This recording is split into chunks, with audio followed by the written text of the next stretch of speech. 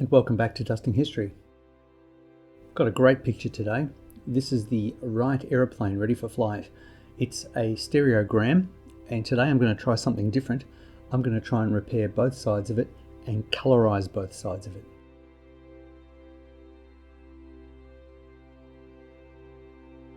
So what I want to do first off is select and copy each side, being as careful to grab as much of the picture as I can. And I'm going to put them in separate folders, one called left and one called right. Now that I've got the left and right split apart, I can actually stack them on top of each other. I'll line them up correctly soon, but you can see here when I toggle between them that they don't really line up at all. One of them has a twist on it and they're not very well calibrated in terms of their luminance. So I'll expand the canvas to give myself a bit of wiggle room, and then slide the left over the right and try and align the center post, because I think that would be a good focal plane. Wherever the two images line up, that's going to be the central, the center plane of the image, and anything forward of that comes out of the plane and everything behind that goes back. And you can see here I've put a small turn on the right hand image as well, and I think now I've got a pretty good lineup between the two of them. You can see when I toggle it, you almost get a sense of the 3D. While it would be almost impossible to grade them into perfect alignment, I can do some adjustments to bring them closer together in terms of luminance.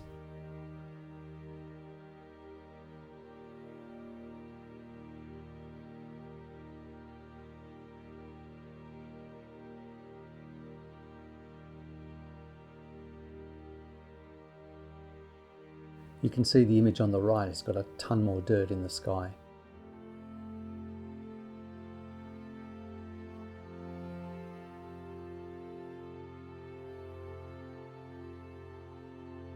Having them stacked on top of each other like this is a great way to work.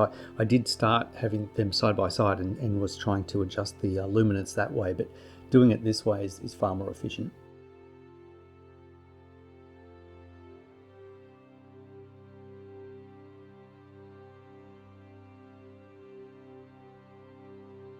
It's getting closer now. Like I said before, I'm not going to be perfect, but it's a lot better than it was.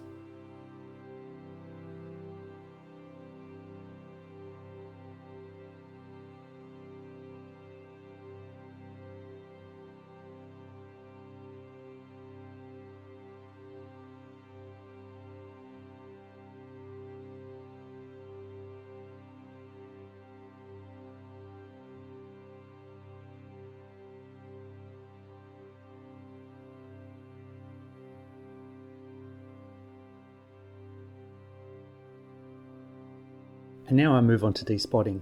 Today I get to do it twice. As a result of trying to preserve the true stereo nature of these images, I've got to be super careful about what I choose to paint away and what I choose to keep. I have to be cautious.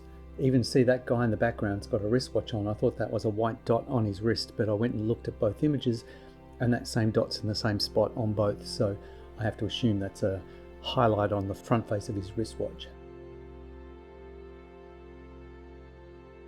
I'm being careful to try and keep all the guy wires, all the ropes and wires and things that look like a scratch that possibly aren't.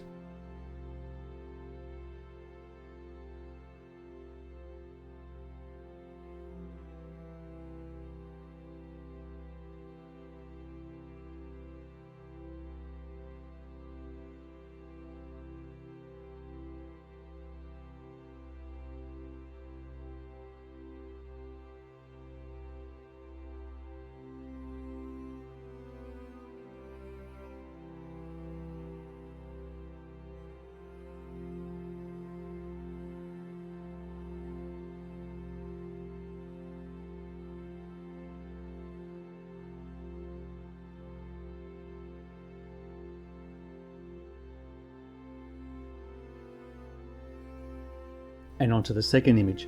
I haven't attacked the sky yet. I'm going to do that in a different way, so I'm sort of saving that till last.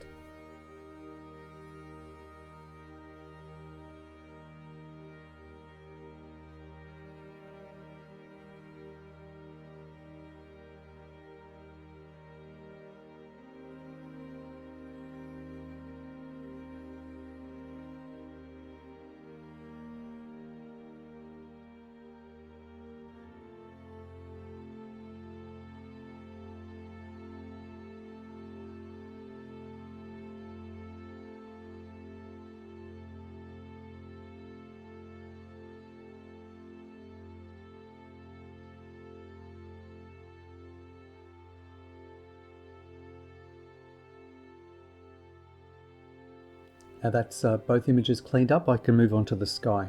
And for that I'm going to use a frequency separation.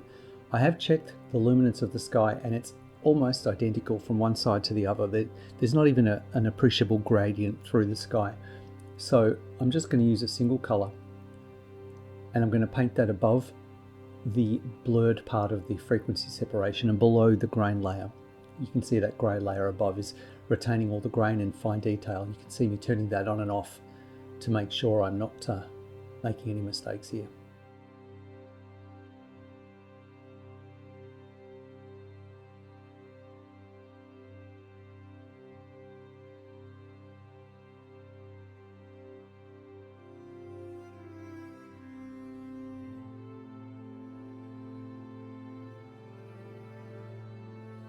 I put a layer adjustment above both skies just to show you how dirty they were and how different they were in terms of their dirt. And so doing this technique is going to true them both up.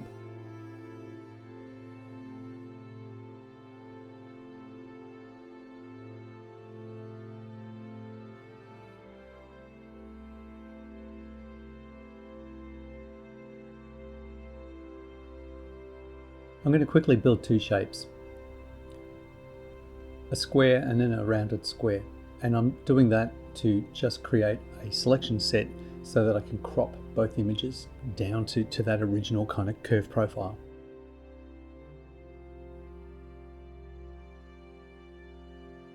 Now this is probably the least kosher part of the process, where I've cloned a tiny bit of the edge of one of the image out, because they weren't, as you saw before, they weren't entirely straight. So there were slight little areas where I needed to just to paint the frame out to the boundary of the image. So clone tooling is not the best, particularly when you're working in stereo, but hopefully those edges are indistinct enough that it doesn't really matter. For the color, I started with a base level palette from palette.fm, and you can see it's got some general notes that are pretty good. Some nice colors on the wing and some nice colors on the ground and the sky, but I do end up going in pretty hard and painting a lot of it. That reference that I've just pulled in is a recreation of the same craft. So I'm going to use some of those things to sample, like the color of the struts there, a far more sort of golden yellow color.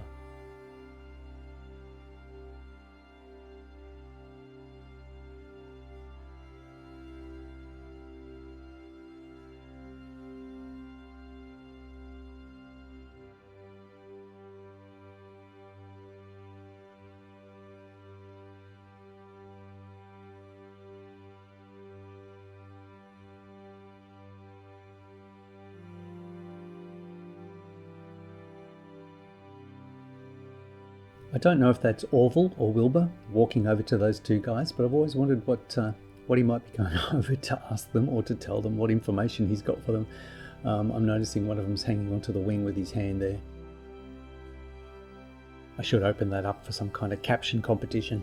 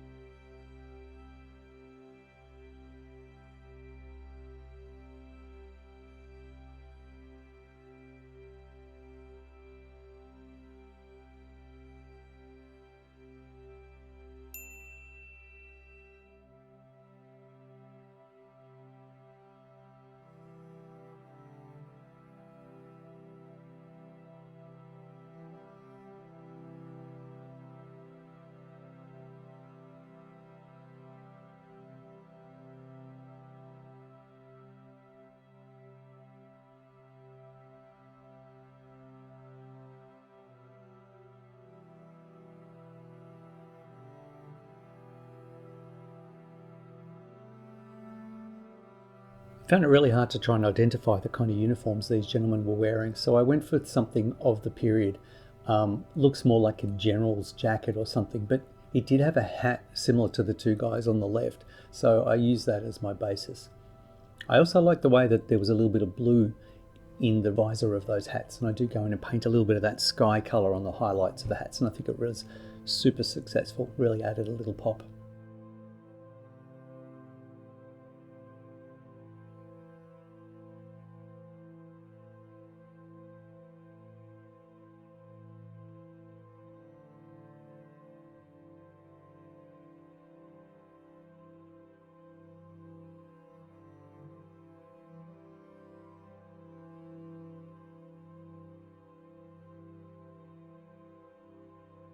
I'm getting pretty happy with some of this. What's needed now is some real skin tones on these people. They look quite unwell.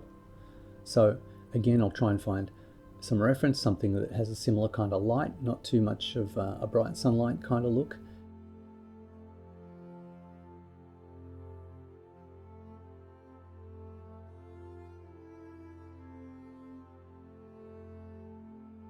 Taking that colour, I'm going to turn it to a non-colour layer so I can see what I'm doing and duplicate it across to the other side. Now I'm going to line it up with the centre line of the plane as I did earlier on. But now here's the tricky bit. I have to cut these people out and offset them to their new position. So by just making them semi-transparent, I'm just going to slide them across, and I'm going to cut mostly just the people out because the rest I'll just paint by hand. So not only do I need to move them to their new spot, I then need to go around and true up all the spots that they used to stand in that don't have any paint or colour in them.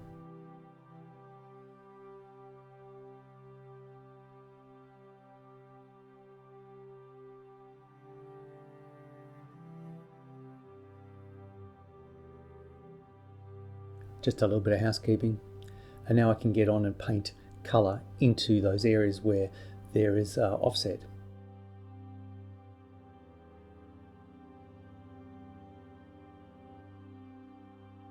It's terrible when you're working on the right hand side and then you keep noticing things you didn't do on the left hand side, so you have to go back and paint that, and then you have to try and make sure your paint kind of lines up and that the colours are matching.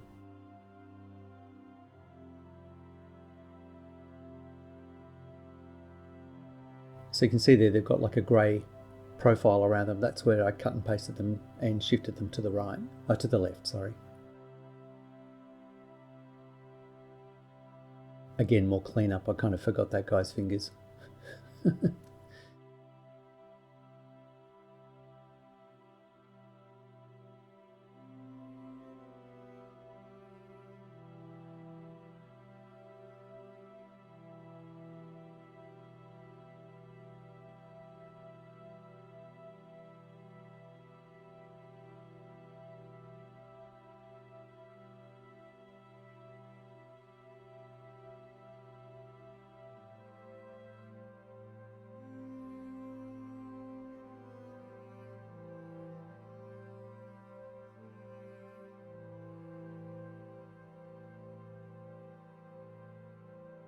So getting close to the end here, you can see I've also cleaned up the mount, the original mount card, and framed these two images side by side on the original mount with the original text, and tried to make it look as clean as I could.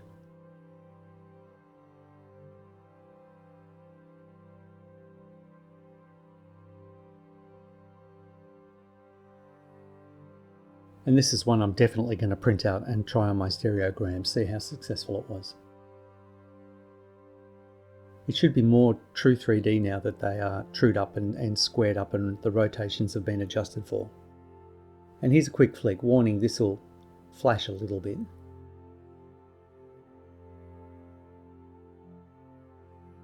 Thanks everybody. See you next time.